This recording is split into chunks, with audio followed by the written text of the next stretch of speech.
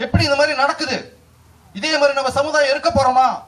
இதே மாதிரி இன்னும் 5 வருஷம், அதுக்கப்புறம் 5 வருஷம், அதுக்கப்புறம் 5 வருஷம் அரிசி பருப்பு கொடுக்கறத வாங்கிட்டு இருக்க போறோமா?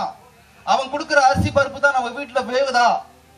இந்த மாதிரி தான் நம்ம இருக்க போறோமான்ட்டு நம்ம கேட்கணும், நம்ம உணரணும். ஏன் நம்ம சமுதாயம் இப்படி இருக்கு? எப்படி நம்ம இந்த மாதிரி ஏமாத்தப்பட்டோம்? எப்படி நம்மள ஓரம் கட்டலாங்க? இந்த மாதிரி ஆக்குனாங்க. நம்மளுக்கு மதிப்பு இருக்கா? ஒரு மரியாதையான சமுதாயமா நம்ம நாட்டில் இருக்கிறோமா அப்படின்னு நம்ம கேட்கணும். இன்னைக்கு அம்பிகா, டத்தோ அம்பிகாக்கு வந்து நிலைமை என்ன? டத்தோ அம்பிகா உங்களுக்கு எல்லாருக்கும் நல்லா தெரியும். அவங்க ஒரு தமிழ் பெண்மணி. அவங்களுக்கு என்ன நினைச்சு நிக்க, அவங்களோட குடியுரிமை பிரஜா உரிமையை பறிக்கணும்ட்டு ரத்து பண்ணணும்ட்டு மாதிரி கேட்டிருக்கிறாரு.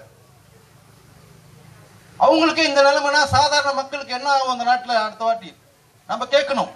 அவங்க என்ன தவறு செஞ்சாங்க? வாக்காளர் பட்டியல் சுத்தப்படுத்தணும்னு தான் கேட்டாங்க. அது எல்லாருக்குமே நல்லது தானே?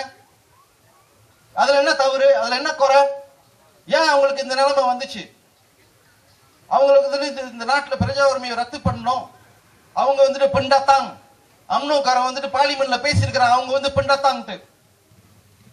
எப்படி இந்த மாதிரி அவங்களுக்கு இந்த நிலைமை வந்துச்சு? அவங்க கூட சமாட்னு ஒருத்தர் இருக்காரு, கோச்சேமேன் பர்சின்ட்டு.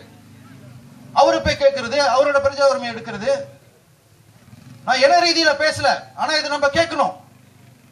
நம்மளுக்கு எனக்கு வந்துட்டு மலாய்க்காரர்கள் எதிரி இல்ல, ஆனா என்னோட எதிரி வந்துட்டு அம்னோ, சீனர்கள் எதிரி இல்ல, என்னோட எதிரி வந்துட்டு எம்சிஏ.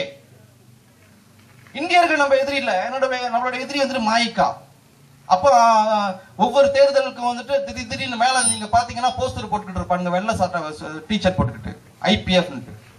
அவங்களை எதுலையுமே சேர்க்க முடியாது. அவங்க வந்து 5 வருஷத்துக்கு ஒரு வாட்டி தான் திடீர்னு வெளியில வருவானுங்க. திடீர்னு அங்கங்க அப்படி ஸ்பைடர் மேன் மாதிரி இருப்பானுங்க. ஏன் அம்பிகாக்கு இந்த நிலைமை?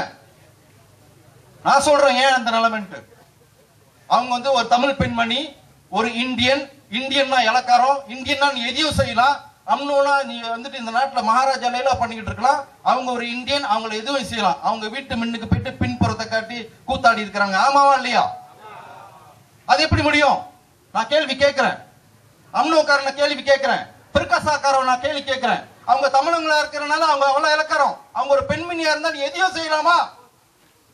இன்னைக்கு அம்பிகாக்கு எது ஒண்ணுனாக்கா நான் கிளம்புறதுக்கு தயாரா இருக்கிறேன். நீங்களும் வருவீங்களா? வரணும். நம்ம சும்மா இருக்கிற காலம் முடிஞ்சது.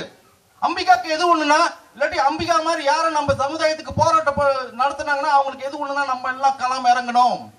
இது ஒண்ணு என்ன யுத்தம் இல்ல, இது வந்து உரிமை யுத்தம். ஆமாவா இல்லையா? அவங்க வந்து யாருக்கும் எந்த கெடுதலும் செய்யல.